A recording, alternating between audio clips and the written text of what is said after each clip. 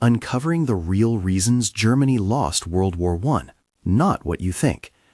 Many people still reach for the same shorthand.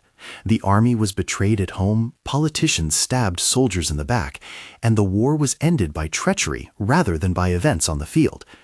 That stab-in-the-back story became powerful after 1918, but it is not an accurate explanation of why the German Empire collapsed.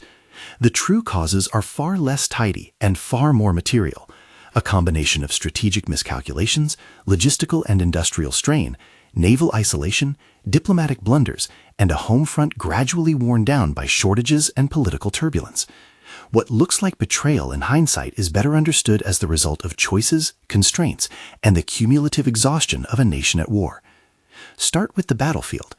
Germany's strategic plan in 1914 rested on an assumption that would prove fatal: a rapid knockout of France before Russia could bring overwhelming pressure in the east. The blueprint was the Schlieffen Plan in spirit: a sweep through Belgium, a lightning drive around Paris, and then a pivot east. That plan was not a mystery in itself. What failed was the fundamental optimism embedded in it. Russian mobilization proved faster than German planners expected.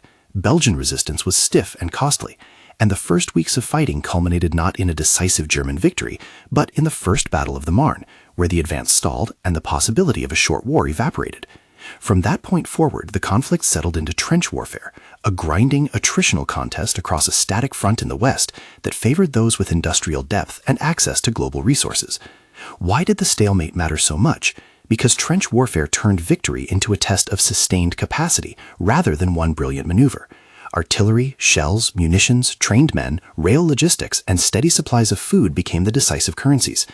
The Entente, Britain, France, and increasingly the United States, had advantages that accumulated over time. Britain's naval dominance did more than chase down enemy warships. It essentially throttled Germany's access to overseas raw materials and food.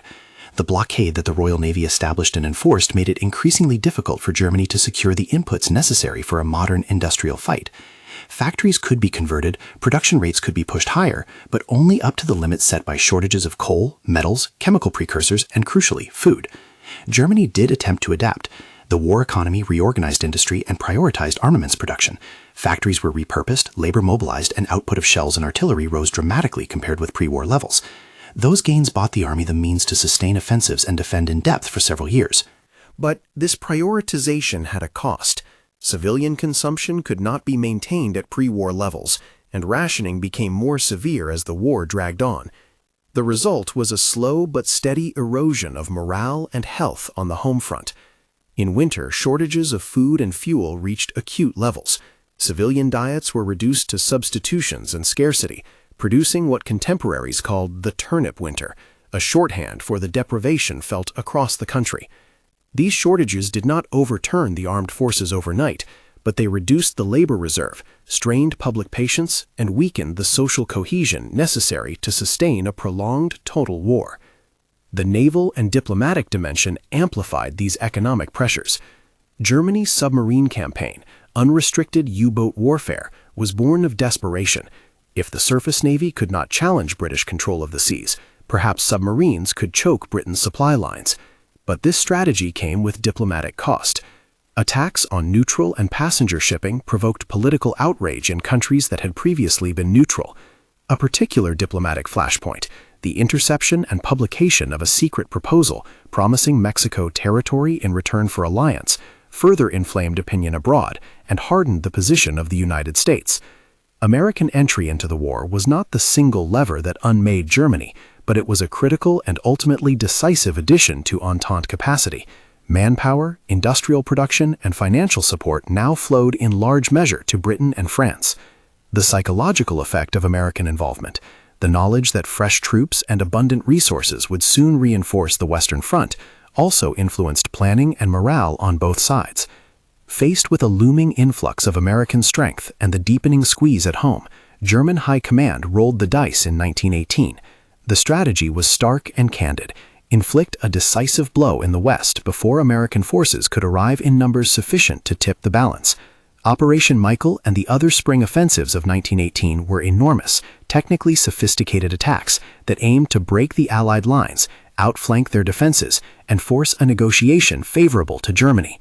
For a time, they achieved tactical surprise and territorial gains, But those gains were costly and fleeting. The offensives consumed reserves the German army could not easily replenish. Men were exhausted, transport networks were pushed to breaking point, and ammunition expenditures were enormous. As the attack slowed, the Allies, now better supplied and increasingly buoyed by fresh American divisions, mounted counteroffensives in what became known as the 100 Days. The first offensives had blended German strength. The counterattacks routed what remained of their initiative. Breakthroughs such as the breach of the Hindenburg Line, combined with mass surrenders and the collapse of Germany's allies, accelerated the military defeat. At every step, the choices made by German leaders reflected a constrained set of options rather than a single fatal betrayal. The decision to prioritize military industry over civilian consumption was a calculated one: keep the army fed and armed to win the war quickly. The choice to resume unrestricted submarine warfare was an attempt to break the blockade and force Britain to the table. The gamble in 1918 was a desperate recognition that endurance alone could not secure victory if the Entente received steady reinforcement. These decisions were high risk and ultimately unsuccessful, but they flow logically from the strategic environment Germany faced. Parallel to the battlefield and the factories, Germany's domestic scene matters for understanding how the war ended. Shortages and sustained hardship radicalized segments of the population and eroded confidence in the old political order. Labor unrest increased as factories faced material bottlenecks and workers demanded relief. Strikes were not simply acts of disloyalty, they were responses to acute material conditions and a broader sense that the war's burdens were not being fairly borne. The naval mutiny at Kiel was particularly consequential. It began as a protest among sailors ordered to engage in a last-ditch sortie and quickly became a catalyst for wider insubordination and political upheaval. Workers' and soldiers' councils sprang up in many cities, and political authority eroded. Under these pressures, the imperial government began to fracture. Civilian political figures, including Social Democrats, moved into positions of power as the Kaiser abdicated. The request to seek an armistice was not, as some later claimed, a sign that traitors had betrayed the army. It was a pragmatic acknowledgement by military leaders that the army lacked the means to continue successfully and that political authority at home was deteriorating. This combination of battlefield exhaustion, economic strangulation, diplomatic isolation, and social erosion produces a coherent, multi-causal picture. None of the factors by itself was destined to produce collapse, but together their effects compounded. The blockade limited imports and worsened civilian conditions. Industrial reallocation maintained munitions production but drained resources for civilian needs. Diplomatic missteps widened the war's coalition, and the spring offensives, though bold, depleted reserves the country could not replace. Each domain fed into the others. Bad strategy amplified resource scarcity. Scarcity undermined morale. Collapsing morale constricted political choices. The result was a systemic failure rather than a single act of perfidy. So where does the stab-in-the-back narrative fit into this? After the armistice, Germany was a nation in shock. The military had been pushed to its limit, and the political order had cracked open. In that moment of disorientation, political actors sought explanations that absolved them of blame and preserved honor. The idea that domestic traitors had sabotaged the army offered a simple, emotionally satisfying answer.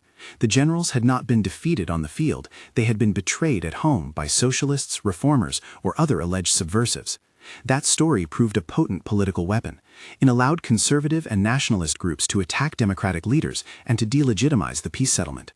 Over time, the myth was cultivated, amplified, and deployed to great political effect.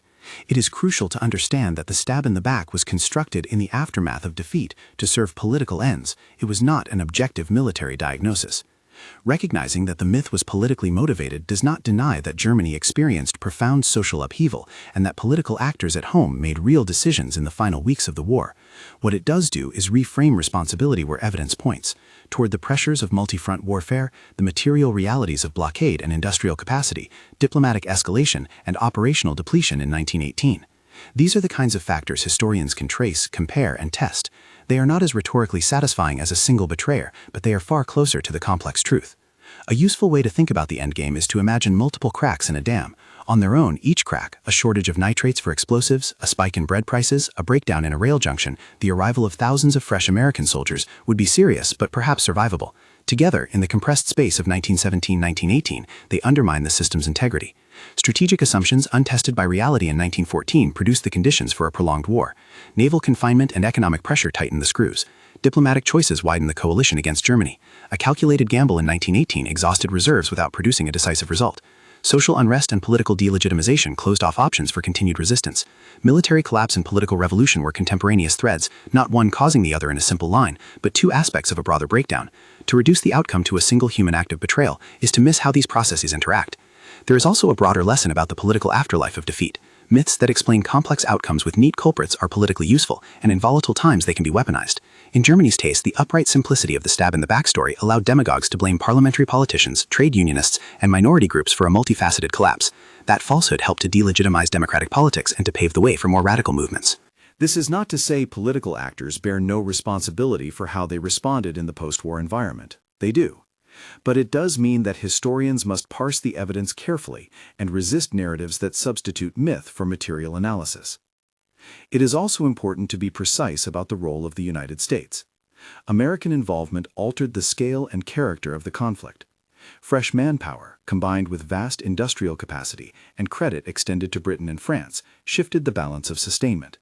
But it did not appear on the battlefield in a vacuum. American entry intensified pressures already at work. Germany's calculus in 1918 explicitly took into account the prospect of American reinforcement. The spring offensives were, in that sense, a reaction to changing strategic circumstances.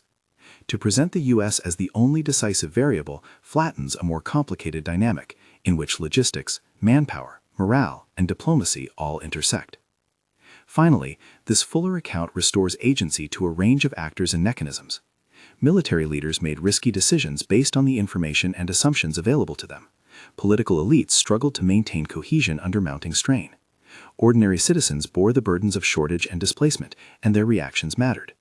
To trace causation across military, economic, and political domains is to accept that defeat has many parents. As we close, remember that myths matter because they shape memory and politics. The stab-in-the-back legend did not cause the war's outcome, but it did cause later harm by distorting responsibility and inflaming resentments. Uncovering the real reasons for Germany's defeat, strategic overreach, the two-front trap, the grinding logic of trench warfare, the suffocating effects of naval blockade, diplomatic miscalculations, the gamble of 1918, and the fraying home front, does more than correct a historical record. It offers a clearer understanding of how societies unravel under the strain of total war, and how easy it is to replace complex truth with convenient fiction. If this reframing challenges what you thought, subscribe for more investigations that separate myth from material reality. Like any high-stakes contest between states, World War I was decided by cumulative capability as much as by courage or conspiracy.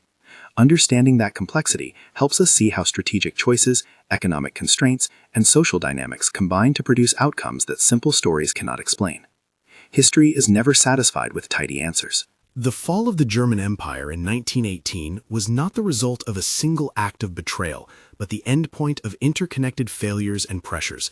A failed plan in 1914 that locked armies into attrition, a blockade that strangled imports and worsened civilian suffering, diplomatic moves that widened the coalition and invited new forces into the war, a high-risk gamble in 1918 that exhausted irreplaceable reserves, and a home front worn thin by deprivation and political upheaval. The stab-in-the-back was a post-war political creation that claimed the appearance of explanation without the substance.